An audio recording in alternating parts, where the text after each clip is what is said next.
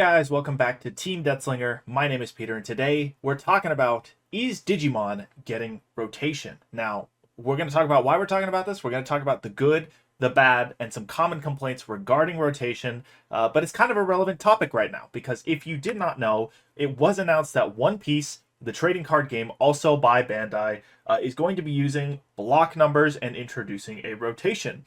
And the manner that they're implementing that rotation looks awfully familiar. We can see the block number system. OP1 through OP4 will now be outside of the standard rotation, and then OP5 through OP12 will all be part of standard rotation. And this looks so familiar because in Digimon we also have set numbers. So you can see here's an example highlighting what a set block number looks like on Guilmon from the starter deck, set block 1, and currently I believe we are going to be on set block 5 in BT21. So while we're not quite as far as the set blocks in One Piece, we do still have quite a few set blocks starting to build up. And the timing is not necessarily weird for Digimon to be thinking about rotation either. I think it actually is extremely relevant with the announcement of Digimon Elysion. This is going to be the mobile app for the Digimon card game, and with the mobile app you can tell that Bandai wants to push to bring in new players to Digimon, make the game more accessible to new players and give them a reason to play. And to a lot of people, standard is a way you can do that. Standard is something that eliminates a large portion of the card pool and makes the game easier for players to get into. It eliminates old expensive staples, makes the game kind of more compact and easier to kind of pick up and get into at a competitive level. And we're kind of going to look at the pros, the cons, and some common complaints about standard, since it seems to be something that Bandai might be thinking about. So let's start with set rotation, the good, the bad, and common complaints.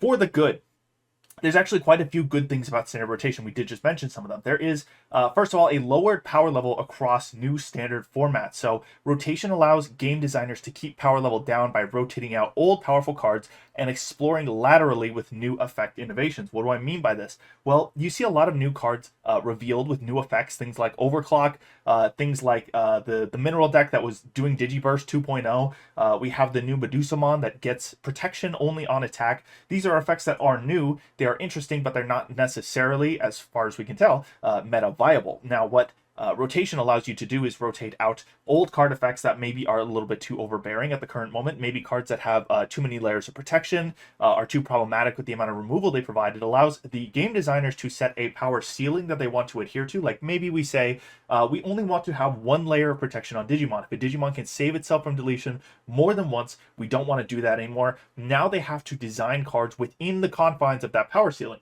Maybe they say that we want only conditional protection. Well, then you get effects that maybe only provide protection under certain conditions, like Gallantmon X, the Medusamon, things like that. Or maybe they decide that deletion effects are too widespread right now. They don't want to go past a certain number of Digimon deleted. They have to find ways to operate within the confines that they set for themselves. Rather than going up and up and up on power creep, they have to move sideways, if that makes sense.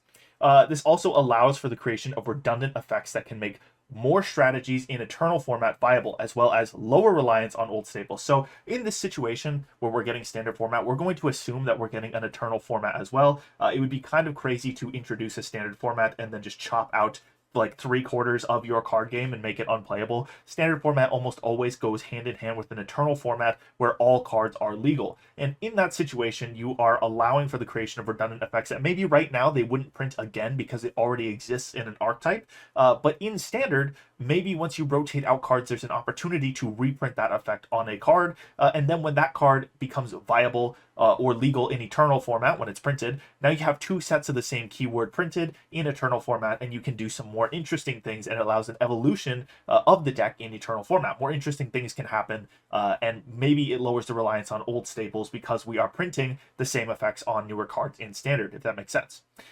This is also going to encourage deck diversity by rotating out old powerful decks and refreshing the metagame. It's going to be less about, look, new set came out, and the reason we're playing it is because these cards are really, really good, and if you want to win, you have to play the new decks. It becomes more about, okay, standard is rotating out, everything is new. So what are we playing? Because everything is new, we have to explore the meta, we have to figure out what's good, and a lot of new cards come into the meta conversation at once.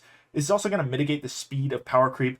New product doesn't have to be pushed to consumers via new overwhelming meta-relevant decks. That's kind of what we just talked about. And then it instead incentivizes players to buy new product to compete in standard events. So we're not necessarily buying product because it's the new most popular deck. We're buying product because everything is new and we want to explore the meta. We want to play with the new cards and we don't know what's good, what's viable, kind of stuff like that. There's also the accessibility aspect of this, is kind of what I was alluding to with the Digimon Elysion announcement. New players don't have to worry about catching up with years of old expensive cards. When you cut out a large portion of your card base and you say, this is Eternal format, this is what you play when you've been playing the card game for a little bit, and this is standard, this is what we want new players to play, and it's a much smaller card pool with necessarily weaker effects, it kind of becomes easier for players to come in and join. It's kind of like if in Yu-Gi-Oh!, instead of everybody joining into this combo heavy meta that exists in Yu-Gi-Oh! Right now, you sat them down in the old version of Yu-Gi-Oh! That is set a trap card and pass. You know, it's slower and there's less things going on, less cards to keep track of, and it's kind of easier for new players in that aspect.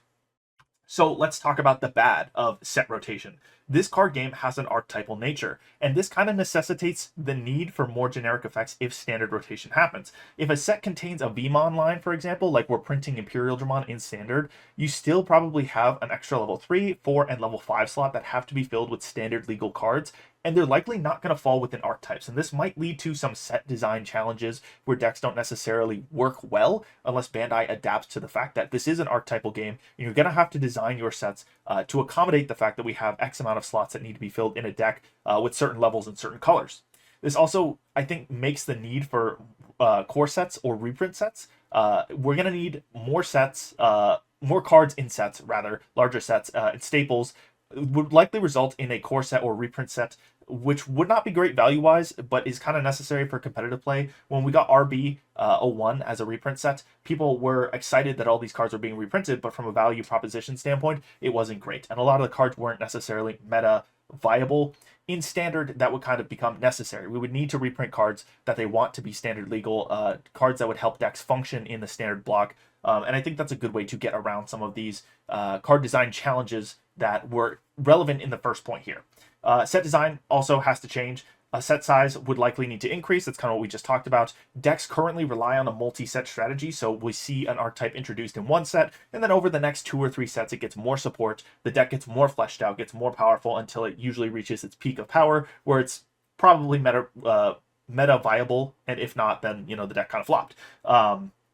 And then adaptation might be to design sets that provide more self-contained deck building, but that would be a major shift in Digimon's set model. Right now, it's kind of iterative. It wants to print more sets, have you buy more sets, buy more cards to make deck better, and it kind of feels like in order for that to work in standard, we kind of need the sets to be printed with the deck self-contained in the set so that it's playable in standard on release.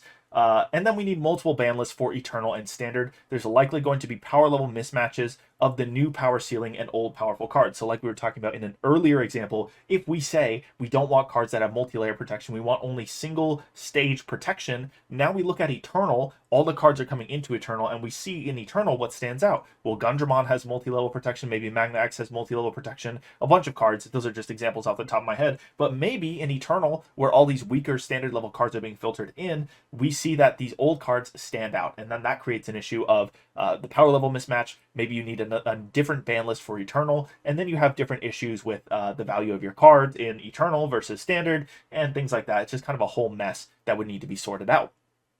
Let's talk about some common complaints too, because whenever rotation comes up, these are common points that people have issues with, and I think some of them have some validity and some of them kind of don't. So I don't want my cards to lose value. I have it very bluntly up here: don't invest in trading cards. If you're playing a trading card game and expecting to make your money back on your trading cards while playing a trading card game, I think you're doing this for the wrong reason. It's probably not a good idea. Your cards were always subject, their value was always subject to the relevance of the card, its meta viability, kind of its rarity, but kind of less so that, I mean, you're just kind of investing in something volatile, and I don't think it's a good idea.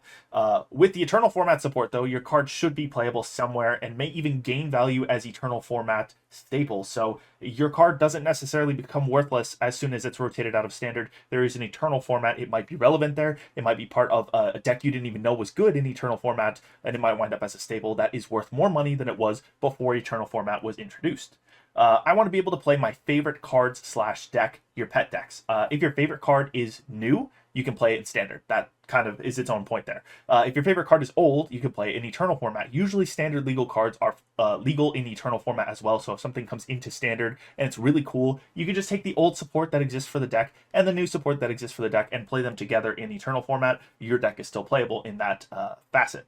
Digimon is archetypal. You can probably still play the new version of your favorite character anyways. We're constantly getting retrains of new characters. Just because your favorite character has been rotated out into an eternal format doesn't mean you'll never be able to play it again. I mean, I really love Chaos Gallantmon. Eventually, we'll probably get a Chaos Gallantmon retrain and it would be playable in standard. I mean, it's just kind of the way this card game works. Eventually, it's going to get retrained. And then lastly, I don't want to have to build a new deck every time rotation happens. Well, I think that's valid, but also power creep is currently outpacing a 2-year set rotation. Right now in Digimon, if you build a deck, it is not lasting you 2 years, and 2 years is usually what we look at for set rotation pace in like Magic the Gathering. So if we consider that point, you're currently building new Digimon decks probably more frequently than you would be in Standard and Magic. So I don't think that's necessarily a fair point there. And then competitive players, where Standard would take place, that is the point of Standard, is to have your competitive players be playing in a Standard tournaments. Granted, new players could be playing there too, but you're likely building new decks to compete in the meta anyways. So if you're already building new decks to play the strongest deck in a tournament, I don't think that's different money-wise than playing a new Standard deck because it's the strongest deck in Standard. You're still building the strongest deck to play in the format where it's relevant. It's just the timing of building those decks might not line up, and I think in Standard you'd actually wind up building a new deck less often than you would currently. So, in conclusion, I have no idea if set rotation is coming, but Bandai seems willing to do it. They're doing it in One Piece. They want new players in Digimon. I think it might be a good way to bring in new players. There's pros and cons. I don't feel particularly strongly one way or the other, but I would love to hear what you guys have to say in the comments down below. What do you think about set rotation in Digimon? Will it kill the game? That's something that people feel very passionately about. I get lots of comments in every video where it comes up about how set rotation would kill the game and it's bad for the game. But I wanted to lay out pros and cons since it is somewhat relevant right now and hear what you guys have to say about it. So that's going to be it for this video. Thank you guys for watching. Have a great day. Thank you to our channel members for supporting this channel. It's people like Langlong, Big Z11, Coffee Deus, and DigiDane who make videos like this possible.